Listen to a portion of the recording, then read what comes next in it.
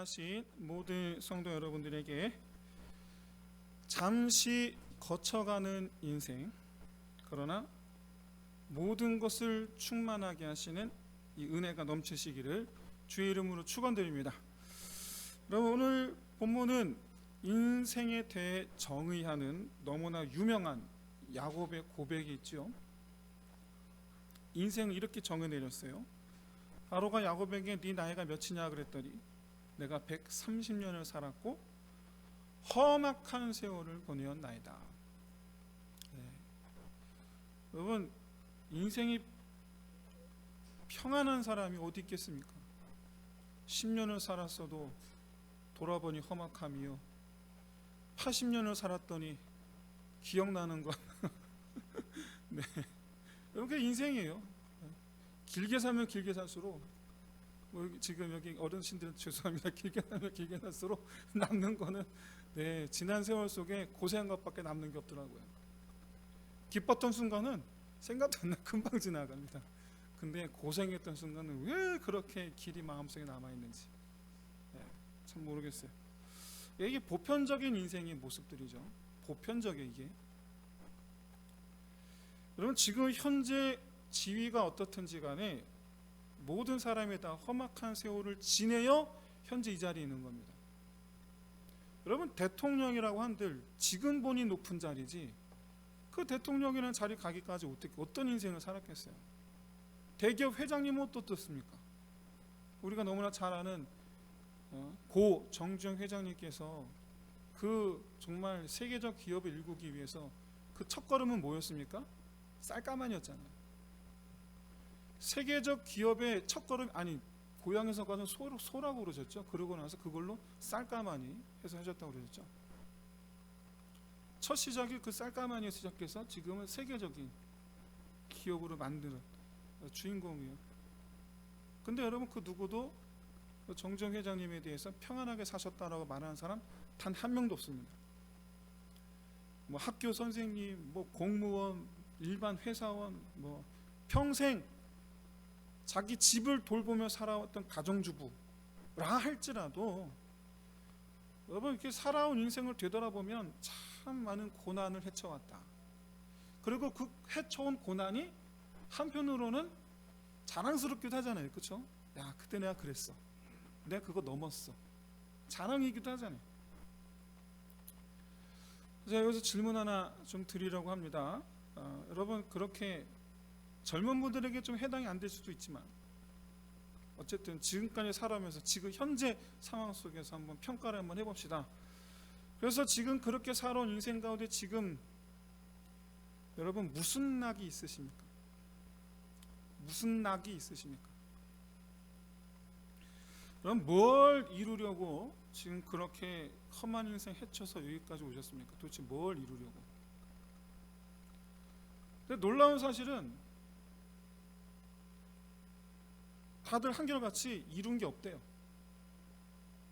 젊으나 연로하신 분들이나 이룬 게 없대. 도대체 무슨 낙으로 뭘 이루려고 지금까지 이렇게 열심히 살아오셨습니까?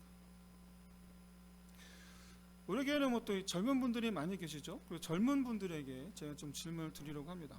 여러분은 앞으로 반드시라고 해도 좋을 만큼 험난한 길을 여러분 헤쳐나가실 텐데 뭘 이루려고 여러분 그 길을 헤쳐가시려고 하십니까? 도대체 뭘 이루려고? 여러분, 젊어서는 우리가 자식 키우느라고 정신이 없습니다. 정신없이 지나갑니다. 여러분, 제가 깜짝깜짝 놀래요. 내일 모레 제가 50이잖아요. 근데 30대에서 지금 지나가는 시간이 정말 빨리 지나갔어요. 특히 도윤이 낳고는 지난 10년간 기억에 남는 제 인생이 없어요. 그냥 지나갔어요. 그냥. 근데 앞으로도 그럴 것 같아요. 우리 도윤이가 대학생 되고 시집은 아니죠, 장가 갈 때까지는 저도 그냥 그때까지는 제 인생 없이 그냥 후딱 지나갈 것 같아요. 예상이. 그러다가 제 품을 떠날 거예요. 그러면 도대체 남는 게 뭐가 있을까요? 그렇게 살아서. 또 이미 그때쯤 되면 여러분 뭐 기력이 쇠해서, 기력이 이제 다 쇠해서 또 다른 꿈을 향해 달려간다라는 게 여러분 결코 쉽지 않습니다. 또 뭔가를 지기 위하여 새로운 길을 달려간다라는 건 정말 쉽지 않아요. 그러신 분들도 계시더만, 근데 그게 쉽지 않아요. 저는 뭐 그렇다고 해서 저는 지금 말씀드리는 것이 나이 들어서도 꿈 놓지 말고 계속 달려가야 합니다라고 제가 말씀드리는 것 아닙니다. 다만 지금 현재 우리 젊은 분들이나 연로하신 분들이나 지금 젊어서 지금 나이 들어 지금 어떤 인생을 지금 살고 있느냐라는 거예요. 어떤 인생? 우리는 지금 지나가면 아무것도 아닌 것을 붙잡고 지금 씨름하고 살고 있는지도 모릅니다. 막상 시간이 지나면 정말 아무것도 아니었는데 그걸 붙잡고 그렇게 씨름하고 살아요. 그렇기 때문에 나중에 후회하게 되죠. 그리고 지나가면 지나갈수록 허무해지죠. 이게 전도서 말씀이잖아요. 헛되고 헛되니 헛되고 헛되니 헛되고 헛되도다. 놀랍게도 솔로몬은 다 누리고 사는 사람인데 그래도 헛되답니다. 참. 여러분, 우리가 나중에 후회하지 말고 지나가면 지나갈수록 아무것도 없는 빈손 보는 것이 아니라 정말 더욱더 실제적이고 귀중한 것이 손에 남는 그런 인생, 그런 것을 붙잡고 실제적으로 내 손에 남을 그것을 붙잡고 씨름하는 인생 되시기를 주의 이름으로 축원드립니다. 그럼 그게 뭐냐라는 거예요. 그게 뭐냐? 오늘 본문을 통해서 여러분 분명한 목표를 세울 수 있으시기를 진심으로 소원합니다. 오늘 본문을 보면 이해하기가 쉽지 않은 장면, 뭐 이해하고자 하면 얼마든지 이해할 수 있지만 한편으로는 선뜻 이해가 안 되는 장면 두 가지가 등장합니다. 먼저 하나는 4절에서 이 요셉의 형제들이 바로에게 고센 땅을 달라고 요구하는 장면입니다. 바로가 단지 네 생업이 뭐냐라고 물었는데 목축업합니다. 그러니까 고센 땅을 주십시오. 이거예요. 대화가 좀 그렇죠. 좀 그렇죠. 먼저 달라고 그래요. 그 다음에 또 다른 하나는 7절과 10절에 두 번 나타나는데 야곱이 바로를 축복하는 장면이에요. 먼저 여러분 요셉의 형제들이 바로에게 고센 땅을 달라고 한 장면을 한번 유심히 한번 보십시오. 우리가 이 장면 이상하다 느끼는 것은 분명합니다. 왜냐하면 이 야곱의 형제, 야곱의 아들들 입장에서, 야곱 가정 입장에서 애굽에 머물 땅, 바로가 어디 가라 하면, 그렇죠?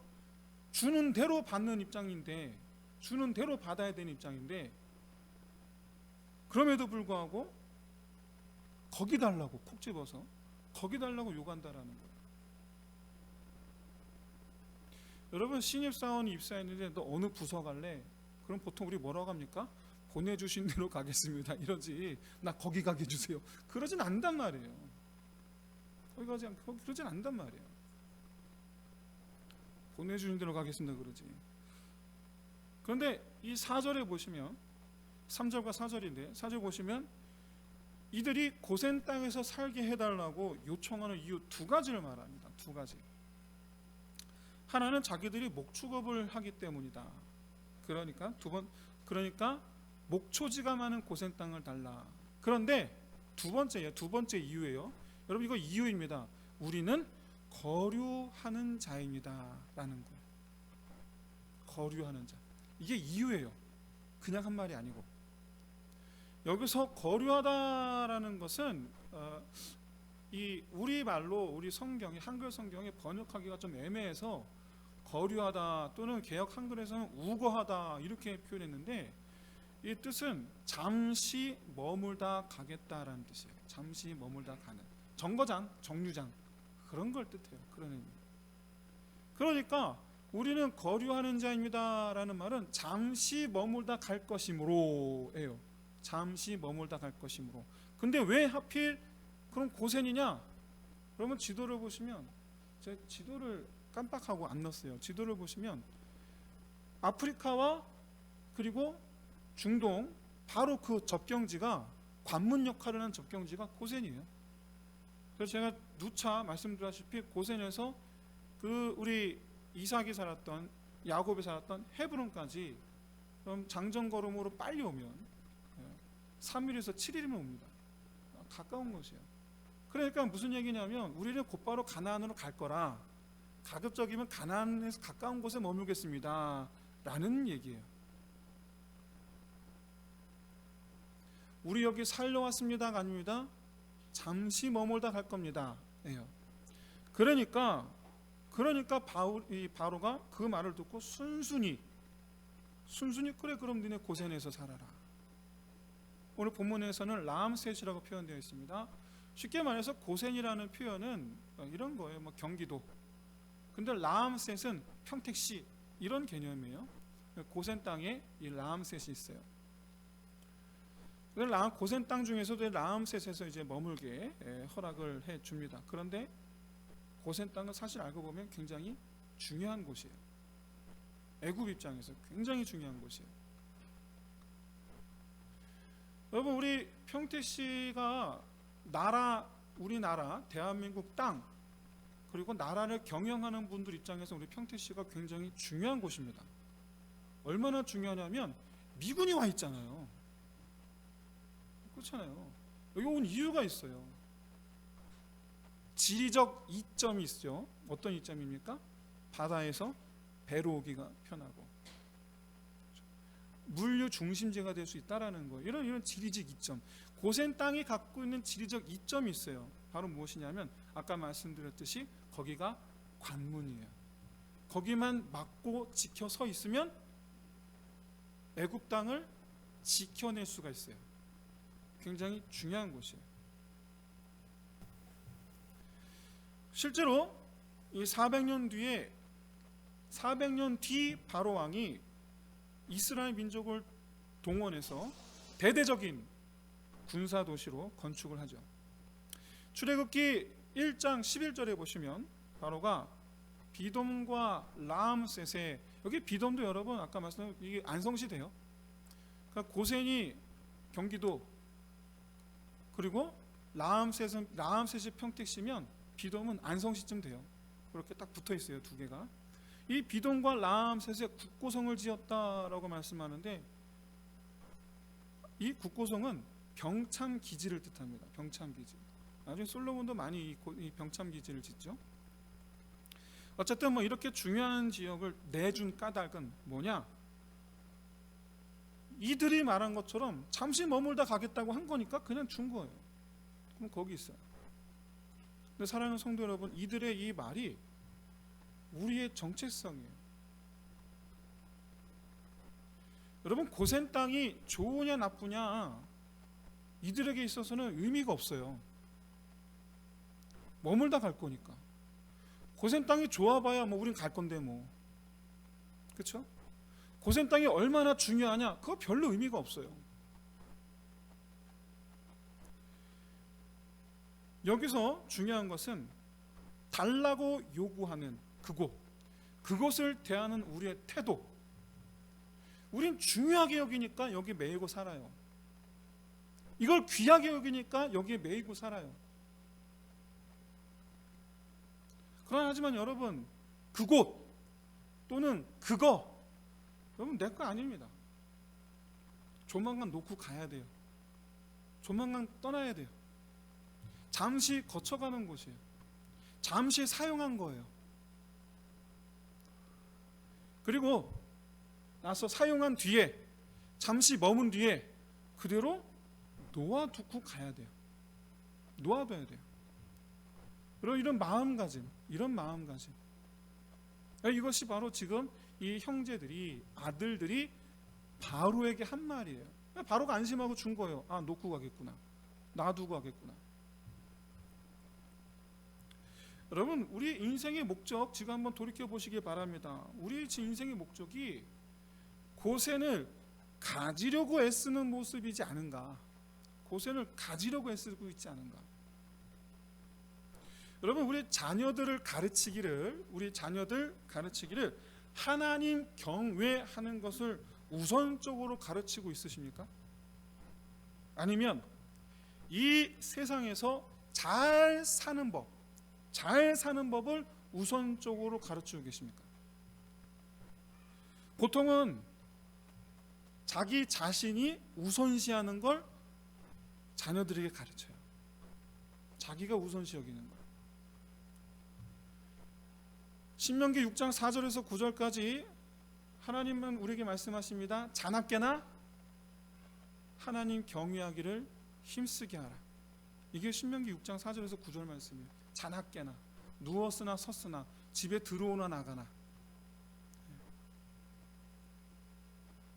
여기 쉐마예요. 쉐마. 너는 이것을 가르치라. 그래서 쉐마는 가르침의 목표이기도 하지만 인생의 목적이기도 해요. 쉐마는. 그래서 여러분, 그런데 아브라함과 이삭과 야곱 그리고 요셉까지, 이들 우리가 이 믿음의 족장들이라고 그러는데, 이 믿음의 족장들은 자녀들에게 무엇을 가르쳐 왔는가? 나그네로 사는 법을 가르쳐 왔어요. 이들은 아브라함이 그랬고 이삭이 그랬고, 야곱은 젊어서 가지러 애를 썼던 사람인데 이후 그 또한 나그네로 사는 법을 실천하게 되죠. 이후에 어쨌든. 그리고 요셉, 더더군다나 요셉은 본인은 더더욱더 원래부터 애굽의 이방인이었고, 여긴 내 땅이 아니야. 그는 철저했어요. 애굽, 여기는 내가 사는 곳이 아니야. 난 가나안에 가야 해. 그는 그 일은 이 가나안 하나님 언약 사상이 아주 꽉 사로잡힌 사람이었어요. 여러분, 정말로 실제로 이삭은 아버지처럼 어느 한 곳에 정착하지 않았죠. 그리고 이삭은 그 어느 땅도 소유하지 않았습니다. 아브라함은 매장지를 샀어요. 하지만 자기가 살고자 하는 땅은 전혀 사지 않았어요. 이삭도 마찬가지입니다. 전혀 사지 않았어요. 야곱은 뭐 말할 것도 없고, 야곱 인생 그 자체가 나그네였죠. 이리저리 왔다 갔다 구평조처럼. 여기서 중요한 것은 이들이 하나같이 자기 아버지를 보면서 배웠다라는 사실이에요. 자기 아버지를 보면서. 이삭의 눈에 비친 아브라함, 가족에 묻힐 것 말고는 밀절 소유 삼는 법이 없어요. 그래서 여러분, 이삭이 어떻게 살았느냐? 가는 곳마다 우물을 파는데 소유권 주장을 하지 않아요. 그냥 줘요. 농사를 지었습니다. 100배의 소산을 맺는 땅에서 이 밭을 받아서 이 열매를 심어 100배를 얻은 땅이에요. 그런데 그냥 놔두고 가요. 자기 소유 삼는 법이 없어요. 이 좋은 땅을 두고 내가 어디를 가랴? 아니에요. 그냥 가요. 상황에 따라 그것을 사용하되 상황에 따라 떠나가기도 해요. 내가 팠으니 내 거라고, 내가 농사지은 땅이 내 거라고 주장할 법단데 전혀 그러지 않아요. 에서와 야곱, 그런 이삭의 밑에서 자랐어요. 그리고 야곱은 아버지 이삭처럼 한 곳에 정착하지 않고 가나안 땅 두루두루 돌아다녀요. 물론 창세기 33장 19절을 보시면, 이때는 야곱의 믿음이 별로 없을 때예요. 믿음이 없을 때 세겜에서 정착할 요량으로 100크시타를 주고 밭을 산 일이 있습니다. 세겜으로부터. 근데 결과적으로 여러분 아시다시피 세겜에서 떠나가게 되죠. 불미스러운 일로. 그건 하나님 뜻이에요. 넌 머물지 말라는 거예요. 네가 할 일은 가나안 땅을 돌아다니는 거라는 거예요. 그래서 세겜에서 떠나가게 됩니다. 어쨌거나 이렇게 아브라함과 이삭과 야곱이 가나안 땅 한 곳에 정착하지 않고 떠돌아다닐 때 이들이 소망한 게 그럼 뭐냐? 언약이에요. 언약. 하나님께서 주신 약속이죠. 이 땅을, 너희가 밟는 땅을 내가 너희 후손에게 주리라. 그렇기 때문에 아브라함과 이삭, 야곱은 굳이 가나안 땅을 가지려고 애쓴 적이 없어요. 그냥 단지 가나안 땅에서 살아가는 것, 어떻게? 하나님을 경외하며 살아가는 것, 그것을 자기들 평생의 사명으로 여겼어요. 어디를 가든지 단을 쌓고, 어디를 가든지 하나님 이름을 부르며. 여러분, 이러한 이 아브라함과 이삭과 야곱의 이 삶의 자세, 고스란히 누구에게 전해졌습니까? 요셉에게 고스란히 전해져요. 창세기 49장 29절에서 야곱은 죽을 때 유언으로 자기 자신을 아브라함과 이삭이 묻힌 곳에 자신을 장사하라고 명령합니다. 막벨라고 그러죠. 그런데 여러분, 이게 요셉도 마찬가지입니다. 창세기 50장 25절을 보시면 앞으로 장차 너희가 이 땅을 떠날 때 가나안 땅으로 갈 텐데 그때 내 해골을 메고 가라고 말씀하죠. 실제로 여호수아 24장 32절을 보시면 요셉 지파가 차지하게 된 땅, 요셉 지파가 차지하게 된 땅, 요셉 지파 어디를 차지하게 되냐면 세겜 땅을 차지하게 돼요. 요셉 지파가. 그때 야곱이 백크시타를 주고 산 밭, 거기에 묻혀요. 거기에. 요셉은. 저는 지금 여러분 부동산을 가지면 안 됩니다 라는 그런 정도의 수준의 그런 이야기를 말씀드리는 게 아닙니다. 여러분 얼마든지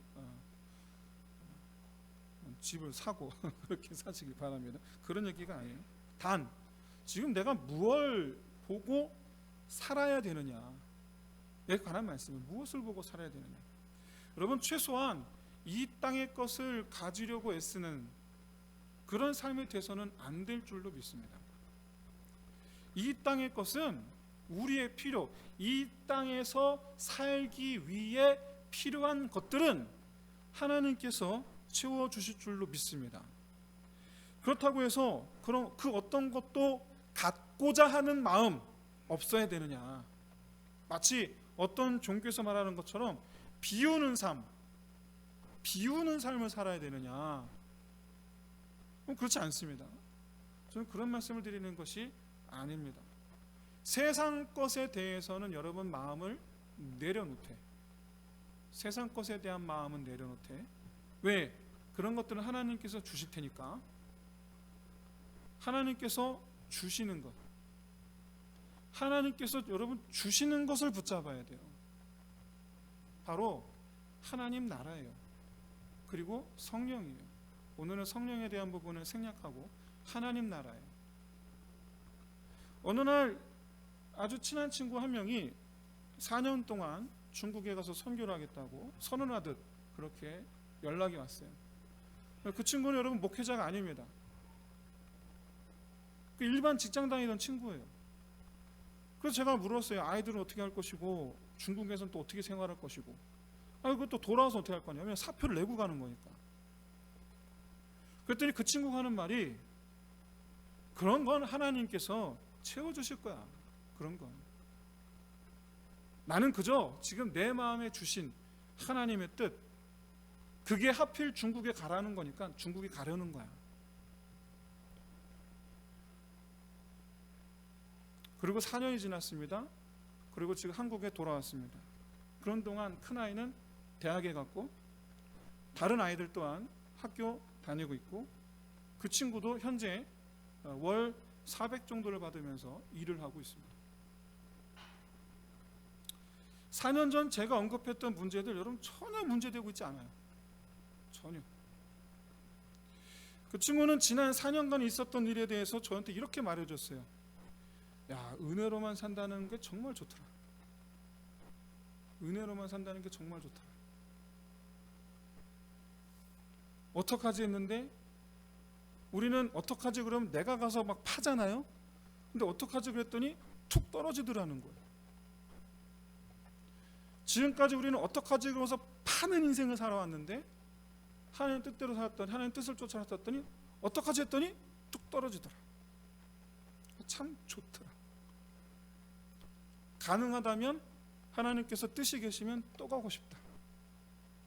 여러분, 하나님 나라를 위해 살겠다라고 여러분 다짐할 때, 하나님은 이 세상의 필요 하나님께서 채워주시는 하나님이신 줄로 믿습니다.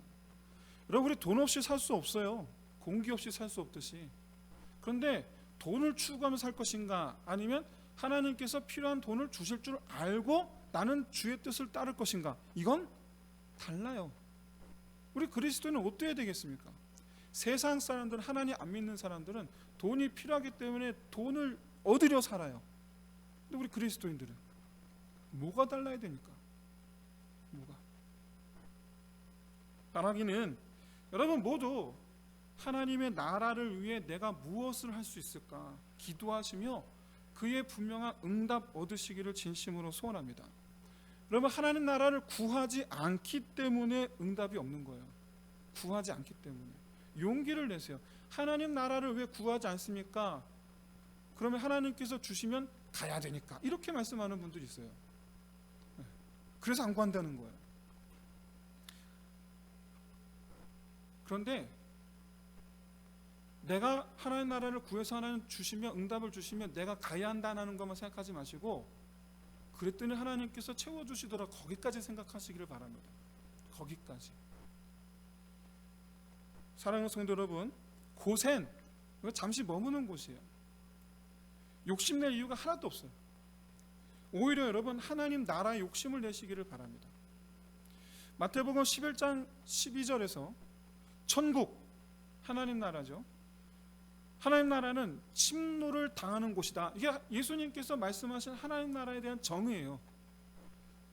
천국은 침노하는 자가 얻게 될 것이고, 천국은 침노를 당하는 곳이어야 한다는 거예요. 구하라는 거예요. 천국은 구하는 자가 얻을 곳이라는 거예요. 안 구하면 못 얻어요. 이 의미를 깊이 묵상할 수 있으시기를 바랍니다. 바라기는 여러분 기필코 차지하는 자 되시기를 주의 이름으로 축원드립니다. 여러분 차지하셔야 돼요. 차지하셔야 돼요. 이 땅의 것 고센 차지하지 마시고 저곳 가나안을 차지하실 생각을 하셔야 돼요. 하나님 나라. 여러분 이렇게 이제 아들들을 만났던 바로가 이번에는 이제 그들의 아버지를 만나죠. 그들의 아버지를 만나는 이 아버지라는 사람이 와서 하는 요량을 한번 보십시오. 이 사람이 와서 하는 짓이 들어올 때 축복하고 나갈 때 축복해요. 누구를? 왕인 나를. 그렇죠. 나는 이 나라의 왕인데, 황제인데, 들어올 때 축복하고 나갈 때 축복하고 나가요. 보통 이런 왕이 백성들을 축복해야 하잖아요. 그렇죠? 더더군다나 지금 야곱은 이방인인데. 그런데 오늘 본문 보시면 이 바로가 야곱이 축복하는 이 것에 대해서 바로가 반응을 보입니까? 그 어떤 반응도 보이지 않아요. 어떤 반응도. 자연스럽게 그냥 받은 거예요. 그냥 그러려니 하고 받은 거예요.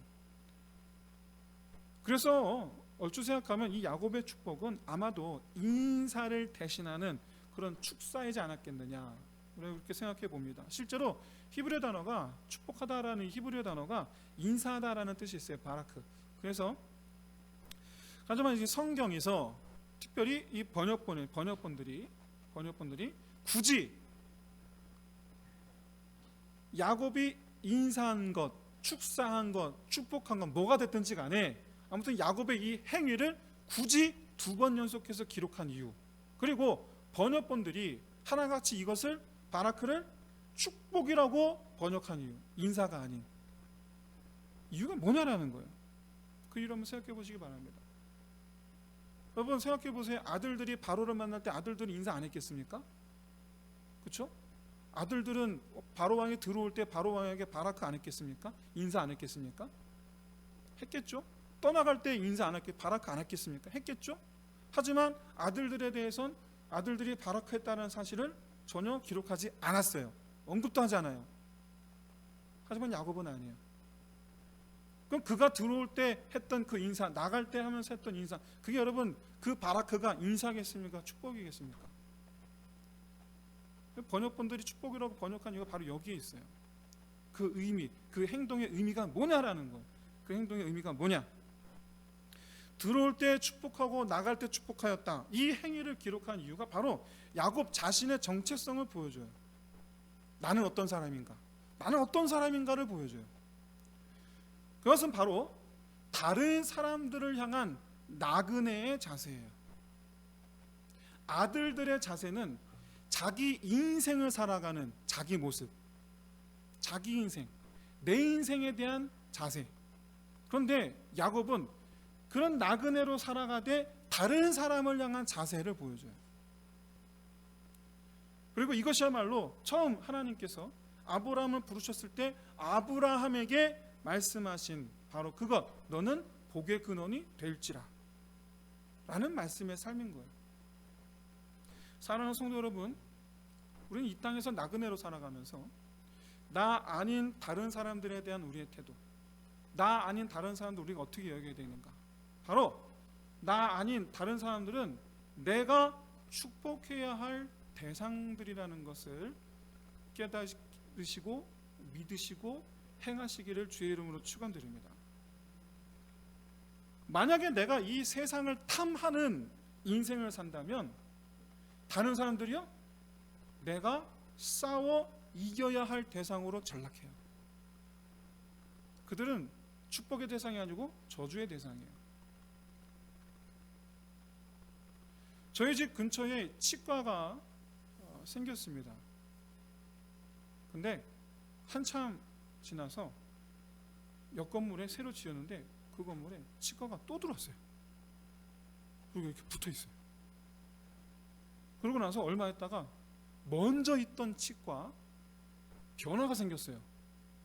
바로 뭐냐면 간판을 바꿨어요.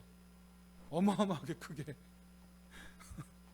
그리고 창문을 아주 그냥 발랐어요. 그냥 아주 우리 치과 이런 거 합니다라고 아주 그냥 아예 그냥 빽빽하게 발랐어요. 아주.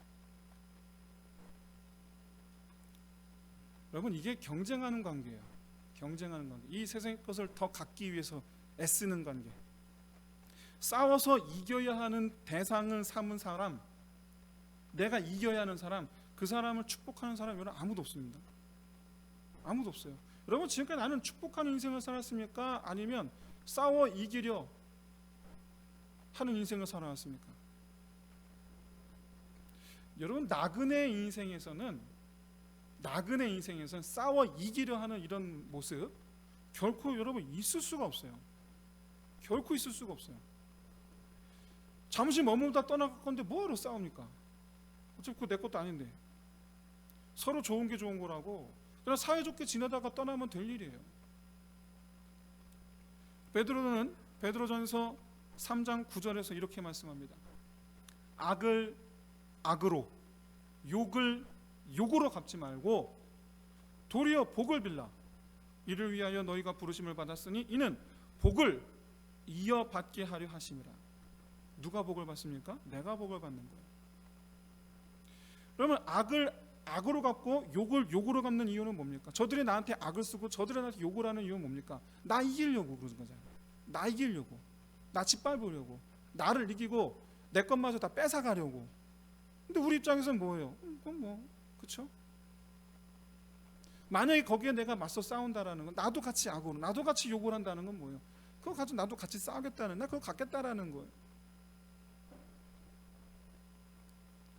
오늘 본문에서 아들들이 우리는 거류하기 왔노라 라고 말한 부분, 그리고 야곱이 들어올 때 축복하고 나갈 때 축복한 부분, 이 두 가지는 모두 우리가 잠시 머물다 떠난 사람들입니다 라는 것을 나타내는 표현들이에요. 우리는 잠시 머물다 간 사람들입니다. 이런 사람들의 삶의 태도, 화평, 그리고 나눔이죠. 너는 복에 그려낼지라. 복을 나누는 사람이에요. 가지라고, 내놓으라고 하는 사람이 아니라, 내놔 삶이 아니라 가져의 삶이라는 거예요. 가져라. 여러분, 이게 우리 그리스도인의 인생이 되어야 될 줄로 믿습니다. 이 세상에 대한 우리의 자세, 갖겠어가 아니고 복을 채워줄게, 복을 줄게, 복을 줄게. 복의 사람. 여러분, 내 주위에 있는 모든 사람들이 다 나한테 이렇게 얘기하는 거예요. 너는 내 복이야 라고 말하는 사람과 나는 네가 내 곁에서 없어졌으면 좋겠어 라고 하는 사람, 그럼 어떤 사람이 여러분 복된 사람입니까? 여러분, 참으로 여러분 복을 받으시기를 주의 이름으로 축원드립니다. 남의 나를 복으로 여기면 그게 내가 복받은 거예요. 그게 내가 복받은 거예요. 이제 우리 말씀을 마치겠습니다. 사랑하는 성도 여러분, 우리 하나뿐인 인생이지 않습니까? 지나가면 다시 오지 않아요. 하나뿐인 인생. 여러분, 이 세상 것 가지려고 그런 애를 쓰다가 맞이하는 노년, 여러분 그거 허무할 뿐이에요. 얼마나 허무한지 몰라요. 왜냐하면 만족할 만큼 갖지도 못할 뿐더러 막상 그때 되면 내 손에 남는 거 하나도 없어요. 무엇보다 갖고 갈 수도 없어요. 무엇보다. 그러면 그래도 자식 키우고 노년에 남에게 손 벌리지 않고 살려면 어쩔 수 없지 않느냐? 그렇죠. 당연히 필요합니다. 그런데 여러분, 그런 것들 하나님께서 주실 줄로 믿습니다. 하나님께서 내 자식들 키워 주실 줄로 믿습니다. 하나님께서 내 자식들 걸음 인도해 주실 줄로 믿습니다. 하나님께서 책임져 주실 줄로 믿습니다. 하나님께서 내 노년의 머리를 책임져 주실 줄로 믿습니다. 내가 누워 자고 있을 곳을 하나님께서 마련해 주실 줄로 믿습니다. 하나님께서 다 주실 줄로 믿습니다. 이게 믿음이에요. 그러므로 나는 주님께서 인도해 주시고 책임져 주실 줄 믿고 나는 주의 나라를 바라봅니다. 나는 주의 나라를 바라봅니다.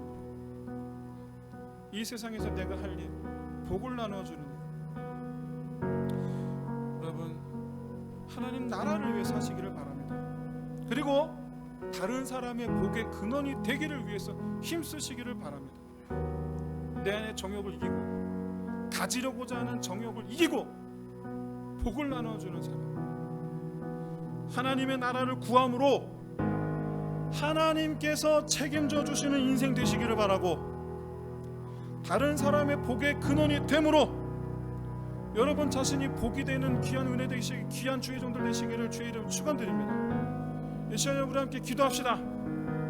먼저 주의 나라를 위해 내가 할 수 있는 일이 무엇인가 함께 이 시간 구하며, 두 번째로 이제는 내가 복을 나누는 인생이 되기를, 복을 나눠주는 인생 되겠습니다. 위에 함께 우리 내 자신의 삶의 하루하루의 삶을 놓고 우리 함께 기도하는 시간 갖겠습니다. 기도하겠습니다. 하나님 아버지, 정말 참으로 주여, 우리가 이 세상 가운데에 하나님의 아둥바둥하는 인생, 도대체 무엇을 위해서 아둥바둥합니까? 하나님의 원하건대 주의 나라를